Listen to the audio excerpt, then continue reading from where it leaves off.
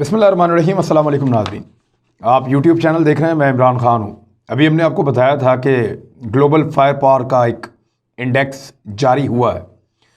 गुज़िश्ता 12-13 सालों में उन्होंने भारत को चौथे नंबर पे रखा है, पाकिस्तान को टॉप 10 में लेकर आए। लेकिन वो भारत जो 13 साल से चौथे नंबर पे है, अब ज़रा उसकी फ़ौज की आप हालत देखें और उसकी रियासत की आप सूरत हाल देखें। मैं आपको एक तस्वीर दिखा रहा हूँ। ये जो तस्वीर है इसको आप ज़रा गौर से देखें। ये तस्वीर आपको जो इलाका है ये लाइन ऑफ एक्चुअल कंट्रोल के भारत वाली साइड पे है। जो लाइन ऑफ एक्चुअल कंट्रोल है, जो चीन और भारत के दरमियान एक सरहदी इलाका है और एक लाइन ऑफ एक्चुअल कंट्रोल बनी हुई है कि यहाँ पे फ़ौजें रुक जाएंगी और इससे आगे कोई नहीं बढ़ेगा। डिस्प्यूटेड एरियाज़ हैं, लेकिन इसके बावजूद ये लाइन मौजूद है। और ना सिर्फ ये लाइन मौजूद है बल्कि यहाँ पे एक और लाइन मौजूद है जिसको मैकमोहन लाइन कहते हैं। ये मैकमोहन लाइन क्या है ज़रा आप समझ लें इसको। ये सर हेनरी मैकमोहन थे, जो यहाँ पे जब ब्रिटिश रूल हुआ करता था इस खित्ते में, बरतानिया की हुकूमत थी, तो उन्होंने एक लाइन ड्रॉ की थी 1913-1914 में, आज से 106 या 160 साल पहले। तो वो जो लाइन थी वो मैकमोहन लाइन कहलाती है। वो लाइन तिब्बत को, जो ब्रिटिश रूल के ज़ेरे असर आने वाले इलाके थे, उनसे अलग करती थी। ये लाइन आज भी मौजूद है, इसको मैकमोहन लाइन कहते हैं। और मैकमोहन लाइन के इस तरफ वाले जितने इलाके हैं इंडिया वाली साइड पे, इंडिया क्लेम करता है कि ये हमारा इलाका है, जबकि उस तरफ के जो इलाके हैं वो तिब्बत है, उसको भी वो चीन का इलाका नहीं मानता। लेकिन चीन उसको कंट्रोल कर रहा है, चीन वहाँ पर बैठा है। चीन का वहाँ अमली तौर पर मौजूद होना इस बात का सबूत है कि वो अब चीन है। लेकिन भारत मैकमोहन लाइन के इस तरफ हमेशा से ये कहता रहा है कि ये भारत है, और वहीं पे लाइन ऑफ एक्चुअल कंट्रोल भी मौजूद है। अब ज़रा एक तस्वीर आप देखें। ये मैं आपको तस्वीर दिखा रहा हूँ 2019 की। 2019 की ये तस्वीर है। जब आप इसको गौर से देखते हैं तो आपको इसमें क्या नज़र आ रहा है? इसमें आपको नज़र आ रहा है एक ऐसा इलाका जहाँ से दरिया गुजर रहा है, साथ उसके एक जंगल है, और ये इलाका भारत में है। भारत का इलाका अरुणाचल प्रदेश, एक बहुत बड़ा भारत का रियासत है, बहुत बड़ी। इसके बारे में बड़ी मालूमात है मेरे पास, मैं आपको भी दूंगा, बड़ी इंटरेस्टिंग। ये इलाका बड़ा ज़बरदस्त है, बहुत खूबसूरत है, बड़ा शानदार है। 70% तो इसके ऊपर जंगल लगा हुआ है, इतना खूबसूरत है। ज़बरदस्त बारिशें होती हैं। 6 इसके अंदर दरिया हैं, और कुछ इसमें जो ज़बानें बोली जाती हैं ना, वो लगभग कुछ 30 से ज़ायद, और कुछ ऐसी रिपोर्ट्स हैं कि 50 से ज़ायद ज़बानें इस इलाके में बोली जाती हैं। इतनी ज़्यादा डाइवर्सिटी है, बहुत बड़ी तादाद में यहाँ पे लोग रहते हैं। ईसाईयत यहाँ का सबसे बड़ा मज़हब है। यहाँ के कुछ 31% लोग ईसाई हैं और 29% हिंदू हैं। कुछ 12% जो हैं वो बुद्ध मत के पैरोकार हैं। उनके बाद मुसलमानों की बारी है, वो बहुत कम है, और फिर सिख हैं, जैन हैं, बहुत सारे मज़ाहिब के मानने वाले लोग जो हैं वो यहाँ पर रहते हैं। अब ये जो इलाका है ये ज़रूरी लिहाज से बड़ा अहम है, फलों के लिहाज से बड़ा अहम है, लकड़ी के लिहाज से बड़ा अहम है, और इस पूरे खित्ते की मईशत में इसका बड़ा रोल है। यानी 6 दरिया जहाँ से गुजरते हों, जहाँ लगातार बारिश होती हो, यहाँ पे खेत बड़े ज़बरदस्त लहलहाते हैं। आबादी क्योंकि यहाँ पे बहुत ज़्यादा नहीं है, 14 लाख से कुछ ज़्यादा इसकी आबादी है, 14-15 लाख, और रकबा बहुत बड़ा है, 83,743 मुरब्बा किलोमीटर, 83,743 मुरब्बा किलोमीटर का ये इलाका बहुत बड़ा इलाका है। एक तरफ इसके भूटान है, एक तरफ तिब्बत है, एक तरफ म्यांमार है, और नीचे भारत है। तो ये बहुत ज़बरदस्त एरिया है और बहुत सारी जगहों पे इसकी बाउंड्री लगती है, और बड़ा खूबसूरत इलाका भी है। भारत में जो सूरज की पहली किरण पड़ती है, पहली, वो अरुणाचल प्रदेश में पड़ती है। इसके पहाड़ों की चोटियाँ बहुत ऊँची हैं, और जब सूरज की किरणें इस तरफ से आती हैं तो फिर वहाँ पर एक ख़ास किस्म के पहाड़ इनके चमकते हुए महसूस होते हैं, गोल्डन।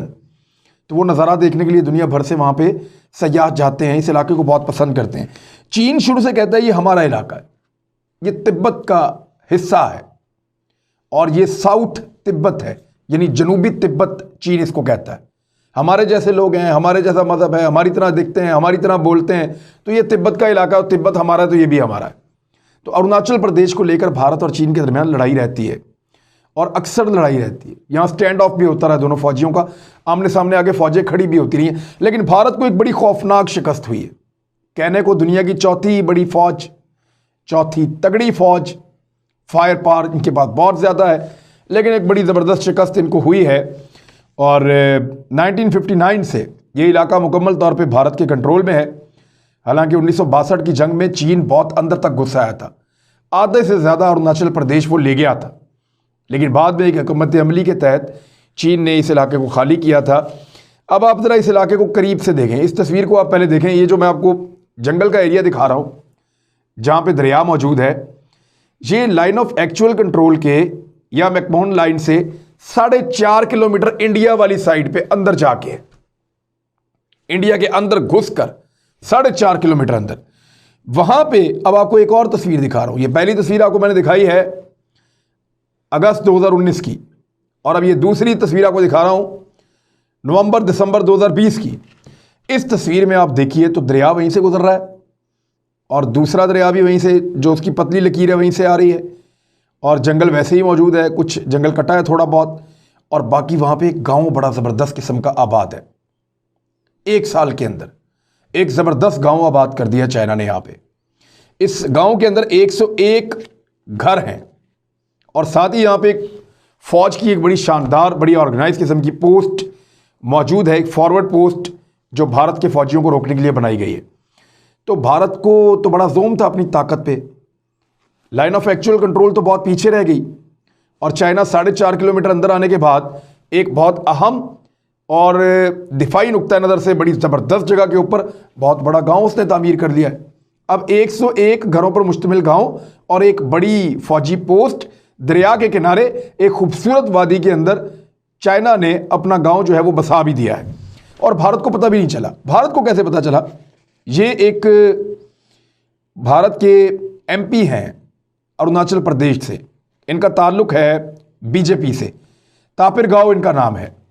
ये तापिर गांव है, इन्होंने पार्लियामान में एक स्टेटमेंट भी दिया और नरेंद्र मोदी को एक खत भी लिखा, और उसमें इन्होंने बताया कि 50 से 60 किलोमीटर का हमारा इलाका वो ले गए हैं, जिन इलाकों में आप भारतीय फौजियों की तैनाती कर रहे हैं, कागजों में लिखकर कि ये फौजी, ये कमांडर उस इलाके को देखेगा, ये उधर देखेगा, वो इलाके तो हमारे पास है ही नहीं। ये फौजी आप कहाँ भेज रहे हैं या एडमिनिस्ट्रेशन की तैनातियां आप कहाँ कर रहे हैं? वो इलाके तो चाइना लेकर चला गया। खूबसूरत तरीन इलाके हैं, दिफाई नुक्ता नज़र से बड़े अहम हैं, और बड़ी तेज़ी से चाइना जिन्नों की तरह कंस्ट्रक्शन करता है, बड़ी तेज़ी से उसने ये सारी कंस्ट्रक्शन की है और सारे इस इलाके को काबू कर लिया है। ये जो दरिया है इसको कहते हैं रिवर सारी चू, ये नाम भी वो कुछ उनका मिलता जुलता, उनकी ज़बानें मिलती जुलती हैं, तो सारी चू नाम है इस रिवर का, और उसके किनारे पर यह गांव तामीर किया गया है। भारत ने इसके बदले में बड़ा शानदार कारनामा किया है। उन्होंने न्यू दिल्ली ने बीजिंग को एक मुरासला भिजवाया है एहतजाजी कि आपने ये गांव क्यों बनाया। बस इतना ही कर सकता है भारत और भारत की फ़ौज। और भारत के एक जो एक्सपर्ट हैं, स्ट्रेटेजिक अफेयर्स के एक्सपर्ट हैं, डॉक्टर ब्रह्मा चेलाने, इनका स्टेटमेंट बड़ा इंपॉर्टेंट है, मैं आपको पढ़ के सुनाता हूँ। एनडीटीवी में ही इनका स्टेटमेंट आया और बाकायदा इनका जो स्टेटमेंट है, इन्होंने कहा China is opening another front against India by taking it's सलामी slicing tactics to Arunachal Pradesh. ये जो स्लाइसिंग टैक्टिस होता है ना, इसको कहते हैं कि रफ्ता रफ्ता धीरे धीरे कोई ताकतवर दुश्मन जो है वो एरिया कंट्रोल करता जाता है, टेरिटरी हासिल करता जाता है।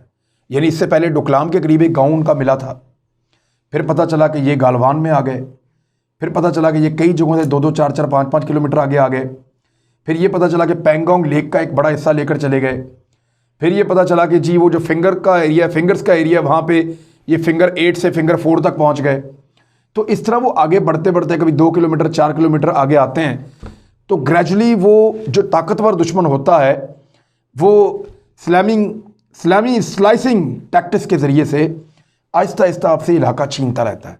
तो ये वो तरीका है जिसको इस वक्त चाइना ने अडॉप्ट किया हुआ है। डॉक्टर ब्रह्मा चलाने के मुताबिक वो ये कह रहे हैं it's encroachment on an area that clearly falls within India, और ये इंडिया के अंदर एक इलाका है जिस पे कब्जा किया गया है चाइना की जानिब से और चाइना अपनी स्ट्रेटजी पे कामयाबी के साथ काम कर रहा है, ये भारतीय एक्सपर्ट कह रहे हैं। अब एक जो ट्वीट है वो शशि थरूर ने किया है, उनका ट्वीट जो है वो बड़ा इंपॉर्टेंट है, मैं पढ़ के आपको बता देता हूँ। शशि थरूर आप सब जानते हैं कि एमपी हैं और रिपोर्ट्स से China has build a village on the border in Arunachal as it has in Bhutan. कह रहे हैं जैसे जैसे मैंने आपको बताया कि भूटान में उन्होंने जैसे बनाया वैसे ही उन्होंने अरुणाचल प्रदेश में भी एक गांव ताबीर कर लिया है और इसकी रिपोर्ट्स वो कह रहे हैं बता रही हैं। फिर उन्होंने कहा कि would our prime minister be invited to do yet another Zoom inauguration for this new border infrastructure project. वे कह रहे हैं क्या हमारे वज़ीर आज़म को मदऊ किया जाएगा या दावत दी जाएगी इस गांव के इफ्तिताह के लिए, जैसे कि पहले वो इफ्तिताह करने के बड़े शौकीन हैं, तो क्या इस इफ्तिताह के लिए भी हमारे वज़ीर आज़म को नरेंद्र मोदी को दावत दी जाएगी। दूसरी जानिब जो भारत की अपोजिशन है, ख़ास तौर पे जो कांग्रेस है, उन्होंने नाक में दम किया हुआ है। सोनिया गांधी ने और उनकी पार्टी ने बार बार नरेंद्र मोदी के सामने ये सवाल उठाया है कि नरेंद्र मोदी हमारे इलाके चीन से कब वापस लेगा और कब वो इलाके वापस लेकर भारतीयों को देगा। अब चीन इनको अपना इलाका कहता है, वो ये कहता है कि ये हमारे इलाके हैं और ये साउथ तिब्बत है। हत्ता कि जब 2014 में नरेंद्र मोदी इलेक्शन जीतकर यहाँ पे दौरे पर गया था अरुणाचल प्रदेश के, तो चाइना ने बाकायदा एहतजाज किया था, कोई गैर मुल्की वहाँ पे आ जाए, कोई ख़ास शख्सियात वहाँ पे आए, कुछ वहाँ पे इंफ्रास्ट्रक्चर बनाया जाए, कुछ प्रोग्राम्स दिए जाएं, तो चाइना एतराज़ करता है ये कहते हुए कि ये आपका इलाका नहीं है, डिस्प्यूटेड एरिया है, ये तिब्बत का हिस्सा खाली किया जाए और तिब्बत को दिया जाए। लेकिन भारत जो है वो उसको अपना एरिया मानता है और चाइना वहाँ पे गांव बना रहा है। इसका ये मतलब है कि भारत चाइना को रोकने में मुकम्मल तौर पे नाकाम हो चुका है। और इस गांव के लिहाज से एक और बड़ी ज़बरदस्त चीज़ वो ये है कि यहाँ पे पूरे भारत में कहीं भी इतनी ज़्यादा इकसाम के जानवर नहीं मिलते और परिंदे नहीं मिलते जितने यहाँ पे अरुणाचल प्रदेश में मिलते हैं। मैं आपको तादाद बताता हूँ, आप हैरान हो जाएंगे। यानी ज़ुबानों का मैंने आपको बताया कि 30 से 50 के दरमियान ज़ुबानें बोली जाती हैं अरुणाचल प्रदेश में। रकबा बहुत बड़ा है, जंगल 77% पे इसका जंगलात है, इतने बड़े जंगलात हैं। ज़मीनें बहुत ज़रखेज़ हैं, बारिशें बहुत अच्छी होती हैं, 6 दरिया गुजरते हैं एक ही रियासत में से, आसपास की तमाम रियासतों को सपोर्ट करता है। जीडीपी बहुत अच्छा है, यानी ग्रोथ बहुत अच्छी है, पैसा बहुत जनरेट करते हैं। अब इसमें 200 से ज़ायद इकसाम के जानवर हैं, यहाँ पे मैमल्स, 200 से ज़ायद इकसाम के जानवर एक रियासत के अंदर मौजूद हैं। भारत में और कहीं ऐसा नहीं है। 750 से ज़ायद इकसाम के परिंदे हैं यहाँ पे, 750 से ज़ायद इकसाम के। तो अपनी मिसाल आप है, अरुणाचल प्रदेश का इलाका बहुत खूबसूरत है, लोग बड़े शानदार हैं, कल्चर बड़ा मज़ेदार है और चीन ने जो काम किया वो भी बड़ा मज़ेदार है। भारत को समझ ही नहीं आई, या उसके फौजी पता नहीं पैसे लेकर पीछे चले जाते हैं, समझ नहीं आती। जब अब लाइन ऑफ एक्चुअल कंट्रोल है, वहाँ पे भारतीय फौजी खड़े हैं, तो चाइनीज़ फौजी ने पीछे आके गाँव कैसे बना लिया। इसका मतलब है भारत को जगह जगह शिकस्त हो रही है, लेकिन वो अपनी शिकस्त को सिर्फ छुपा रहा है ताकि उसकी बेइज्जती कम से कम हो। अब तक के लिए इतनी, अपना ख्याल रखिएगा, अपने इस चैनल का भी। अल्लाह हाफिज़।